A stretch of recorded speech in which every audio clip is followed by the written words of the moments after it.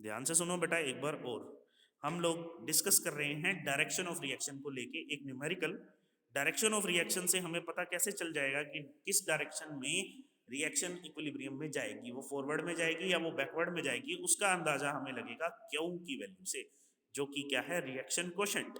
आपके पास कंसंट्रेशन या partial pressure दिया होगा, आपके पास कंसंट्रेशन या पार्शियल प्रेशर दिया होगा, आपने क्यू की वैल्यू में उसको पुट करना है।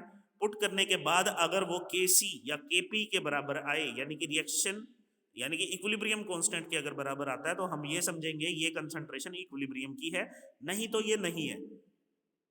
और अगर ये नहीं है इक्विलिब्रियम की कंसंट्रेशन, तो Qp या तो कम आएगा या फिर ज्यादा आएगा। अगर Qp ज्यादा आ रहा है Kp से, तो बैकवर्ड डायरेक्शन में जाएगी रिएक्शन। Qp अगर ज्यादा आ रहा है तो कहाँ जाएगी, बैकवर्ड में जाएगी। अगर Qp कम आएगा तो किस में जाएगी, फॉरवर्ड में जाएगी। तो किस में जाएगी बेटा, फॉरवर्ड में जाएगी। आगे बात समझ में। तो इसमें क्या है, hydrogen plus iodine is in equilibrium with 2Hi। तो Kp की वैल्यू कितनी दे रखी है, 0.35, 296 केल्विन पे। इसका कोई रोल नहीं है, बस Kp की वैल्यू 0.35 है।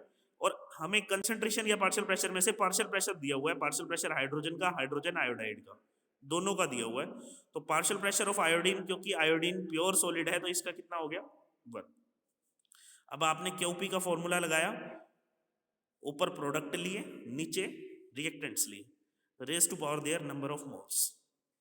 वैल्यूज पुट करी, वैल्यूज पुट करने से आंसर कितना आया, 6.4। वैल्यूज पुट करने से आंसर कितना आया, 6.4।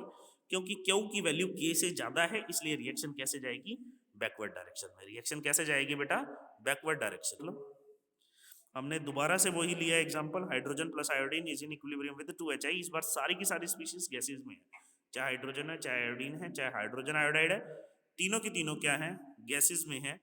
तो तीनों का पार्शियल प्रेशर है, हाइड्रोजन आयोडाइड का भी, हाइड्रोजन का भी और आयोडीन का भी। हाइड्रोजन आयोडाइड का कितना है, 0.70 एटमोस्फियर। हाइड्रोजन का कितना है, 0.02 एटमोस्फियर। और आयोडीन का कितना है, 0.02 एटमोस्फियर। तो हमें पता लगाना है कि रिएक्शन इक्विलिब्रियम में है या नहीं। अब इक्विलिब्रियम में अगर रिएक्शन होएगी तो क्यू हमारा किसके बराबर हो जाएगा, के बराबर। तो क्यू निकालो पहले, फॉर्मूला तुम्हें पता ही है, प्रोडक्ट्स बाय में रिएक्टेंट्स की कंसंट्रेशन या पार्शियल प्रेशर। तो जब हमने वैल्यू पुट करी तो हमारी वैल्यू कितनी आई, 1225। ये 55.3 के बराबर तो नहीं है, यानी क्यू की वैल्यू के बराबर नहीं है, यानी कि ये जो कंसंट्रेशन है, ये जो पार्शियल प्रेशर है, इक्विलिब्रियम स्टेज का नहीं है, ये किसी और स्टेज का है। अब इसमें देखें किस स्टेज का है, क्योंकि क्यू की वैल्यू ज्यादा है के से, इसलिए इक्विलिब्रियम अचीव करने के लिए रिएक्शन को बैकवर्ड आना पड़ेगा। रिएक्शन को क्या आना पड़ेगा बेटा, बैकवर्ड आना पड़ेगा। रिएक्शन को बैकवर्ड आना पड़ेगा, जब ही उसको इक्विलिब्रियम अचीव होगा। तीसरी जो एप्लीकेशन है वो है, it tells us about the concentration at equilibrium stage. Concentration at equilibrium stage, concentration of species, concentration of species. जो इक्विलिब्रियम कांस्टेंट है वो कंसंट्रेशन बता सकता है डिफरेंट स्पीशीज की इक्विलिब्रियम पर। ऑब्वियसली जो इक्विलिब्रियम कांस्टेंट है बेटा, वो निकलता है इनिशियल कंसंट्रेशन से, नहीं निकलता। हमने पढ़ा था कि जो इक्विलिब्रियम कांस्टेंट है वो इनिशियल कंसंट्रेशन से नहीं निकलता। वो कब निकलता है, कैसे निकलता है, वो निकलता है जब हमें कंसंट्रेशन पता हो, किसकी, किसकी कंसंट्रेशन पता हो बेटा, इक्विलिब्रियम की। कंसंट्रेशन किसकी पता हो, इक्विलिब्रियम की, यानी कि कंसंट्रेशन ऑफ स्पीशीज इक्विलिब्रियम की पता हो, तभी हम इक्विलिब्रियम कांस्टेंट की वैल्यू निकाल सकते हैं।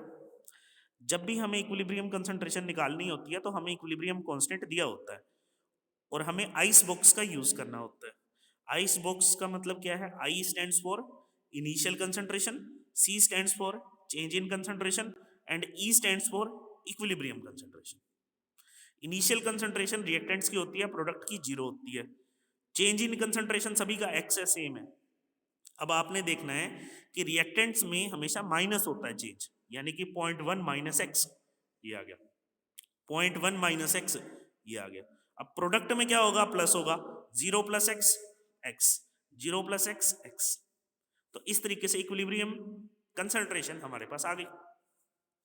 अब इक्विलिब्रियम कांस्टेंट का हमारे को फॉर्मूला पता है।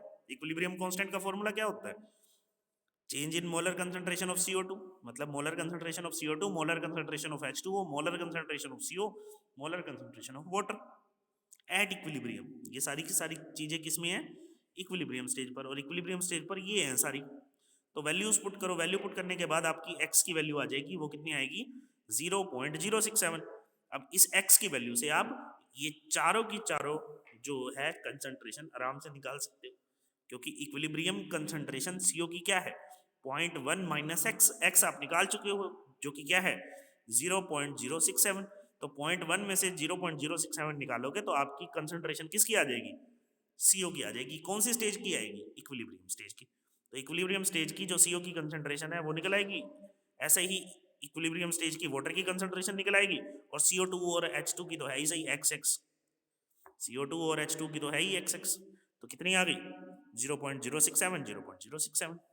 तो इस तरीके से मैं ये कहना चाहता हूं कि इक्विलिब्रियम कांस्टेंट की मदद से हम तीन चीजों पर कमेंट कर सकते हैं। कौन कौन सी, एक तो एक्सटेंट ऑफ रिएक्शन की, कितनी रिएक्शन हो चुकी है, एक डायरेक्शन ऑफ रिएक्शन की, डायरेक्शन किधर जाएगी रिएक्शन की अगर इक्विलिब्रियम अचीव करना है तो, और तीसरा concentration at equilibrium stage of species.